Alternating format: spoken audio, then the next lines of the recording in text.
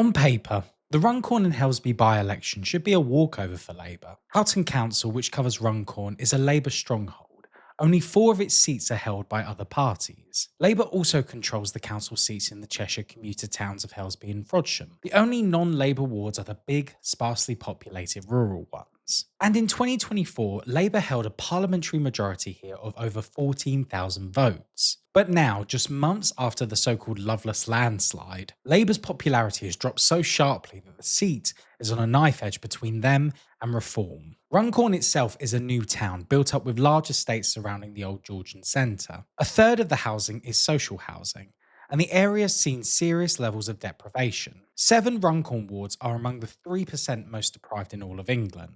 There are high numbers of free school meals, high benefits claims, and a legacy of declining industries like chemicals and the docks, which still exist but have been gutted by automation and closures. The parliamentary seat is really 3 different communities bundled together: the working class Runcorn and the more prosperous towns of Helsby and Frodsham, plus a couple of rural wards. The vote won't swing uniformly, each area will play out differently. In Holton Lee, 70% of people live in households officially described as deprived. In Sandymore, that figure is just 36%. 61% of kids in Holton Lee get free school meals. In Sandymore, it's 2%. Unemployment is 3 times higher in Holton Lee than in Sandymore. These aren't just numbers. They're a portrait of inequality, and that inequality is going to shape the vote. Now, if you go by Britain Elect's data, Labour's still ahead, but only just, with 33% of the vote to Reform's 30%. A Lord Ashcroft poll actually puts Reform ahead 40 to 35, though Ashcroft's right-wing leanings are well known. A smaller poll by Found Out Now had Reform on 36% and Labour on 33%, but that was just based on 147 people. The bookies currently have Reform as the favourites. And Starmer's approval ratings, well, they're nearly as bad as Corbyn's, without crucially having faced the same avalanche of lies, smears and betrayal that Corbyn did in his own party. In one of Labour's safest seats, this is now neck and neck. That means it'll come down to which areas turn out, which groups stay at home, and whether any political developments give either party a last-minute boost or setback. But what are Labour actually offering? Responsible public finances, abolishing NHS England, standing up to Putin? Will any of that resonate in Runcorn? Because here's what really matters locally. Holton Lee has some of the highest PIP claimants in the country. Across Runcorn, a large number of universal credit claimants are actually in work. People are working and still can't afford to live. Cuts to PIP or universal credit aren't going to go down well here, no matter what the Labour leadership thinks. Starmer did visit Runcorn in October. He toured a glass factory and talked up a green manufacturing revival and carbon capture. But Rachel Reeves has since scaled that back drastically in the name of fiscal responsibility. So people are asking, will that upsurge in industry ever happen, or was it just another empty promise? The last real working class upsurge in the town was back in 2013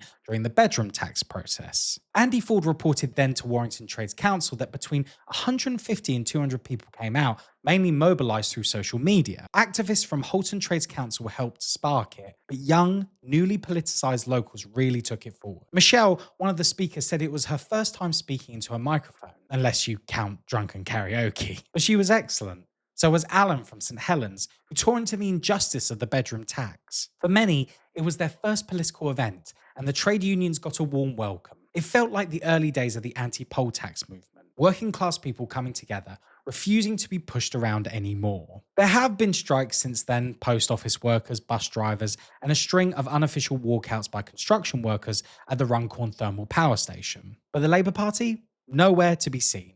No support whatsoever. And because of that, we're seeing the cracks in Labour's vote. Some recent council by-election results have been a serious warning. They expose the shallowness of Morgan McSweeney's so-called electoral genius, the man behind Starmer's 2024 victory, won by offering nothing after he helped sink Corbyn. The Labour vote isn't just drifting to Reform, it's splintering. McSweeney's strategy is heading off a cliff. Labour hasn't helped itself in how it selected its candidate, Karen Shaw. She's the deputy leader of Chester and Cheshire West Council, and the selection process was a total stitch-up. The window for applications opened late on a Friday, March 7th at 4:10 p.m, and slammed shut just after midnight on Sunday the 9th. Apparently, the decision was made entirely by unelected party officials. One activist called the process opaque. It had all the feel of a backroom deal.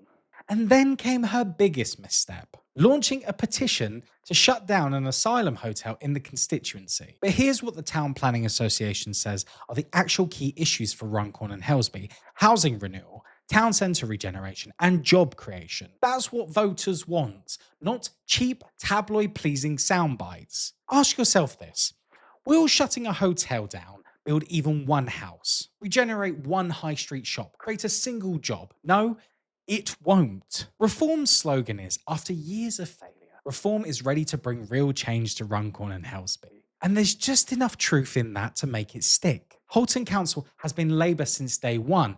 Blair had 13 years, the Tories, Cameron, May, Truss, Sunak have had 14 years, and the long decline in living standards hasn't stopped. And now Rachel Reeves is offering more of the same. Sure, Reform's real change means private healthcare and tax cuts for the rich, but you won't hear that in their campaign messaging. The truth is, if Labour were offering real socialist policies, this wouldn't even be a contest. But here we are. Whether Labour narrowly wins or actually loses, the message to members, councillors, and the unions is clear. There has to be a change in direction. Because if this carries on, the Labour Party's heading for an electoral wipeout. Subscribe to the channel for more and head over to the website at www.lefthorizons.com. Subscribe to the newsletter and read the full article over there. Thank you very much for watching, and I'll see you next time.